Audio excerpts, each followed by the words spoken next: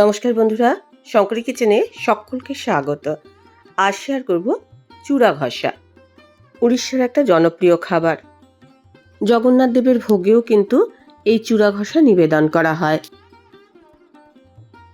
আজকের রান্নার প্রধান উপকরণ হচ্ছে চূড়া অর্থাৎ চিড়ে। 4 বাটি আমি চিড়ে মিক্সি জারে দিয়ে গুঁড়ো করে নেব। প্রথমে আমি 2 বাটি গুঁড়ো করছি, পরে আবার 2 বাটি গুঁড়ো করব।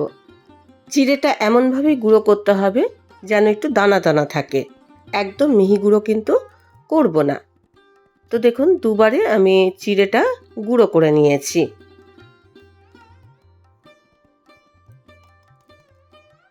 এক বাটি চিনি, এটাও আমি গুঁড়ো করে নেব।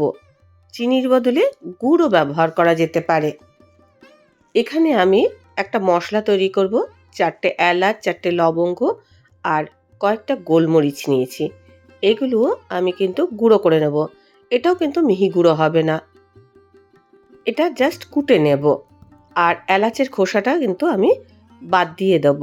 এলাচের খোসা যদি এই চূড়া ঘষায় পড়ে তাহলে খেতে ভালো লাগবে না।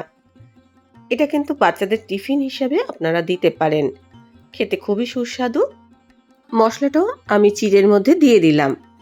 এবার এর মধ্যে আমি দিলাম 1 চামচ ঘি, দিয়ে দিচ্ছি 1 বাটি ফ্রেশ নারকেল কোড়া, আর দেব 1 ইঞ্চি আদা। আদাটা আমি গ্রেট করে নিচ্ছি। এটাই এর বেসিক উপকরণ।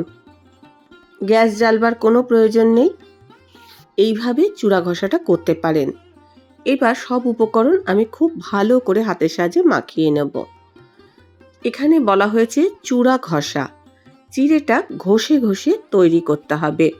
এই রান্নায় জল ব্যবহার করা হবে না।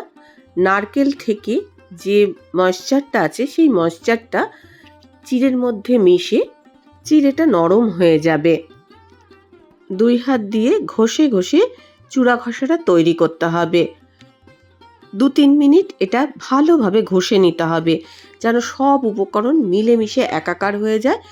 আজকের রেসিপিটা দেখার পর আপনাদের যদি ভালো লাগে তাহলে অবশ্যই একটা লাইক, শেয়ার ও কমেন্ট করবেন।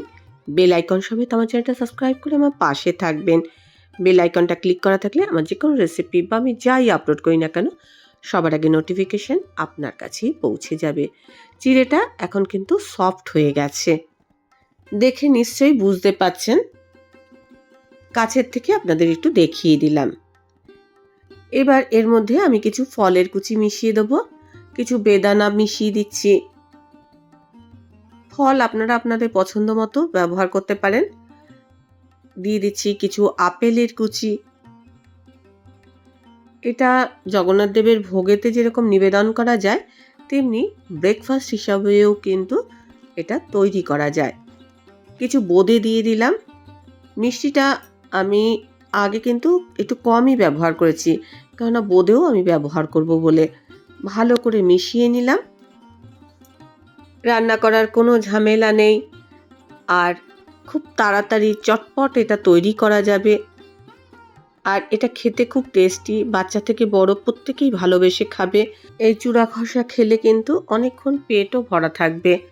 এটা মোটামুটি 2 থেকে 3 জন ব্রেকফাস্ট করতে পারবে। রেসিপিটা ভালো লাগলে অবশ্যই একটা লাইক দেবেন, প্রচুর প্রচুর শেয়ার করবেন। আমার চ্যানেলটা ভালো লাগলে অবশ্যই সাবস্ক্রাইব করে আমার পাশে থাকবেন। আজকের রেসিপি এই পর্যন্ত। দেখা হবে নতুন কোনো রেসিপি নিয়ে, নতুন কোনো এপিসোডে। এতক্ষণ আমার সঙ্গে থাকার জন্য অনেক অনেক ধন্যবাদ। ওপর থেকে আমি একটু বোঁদে ছড়িয়ে পরিবেশন করলাম।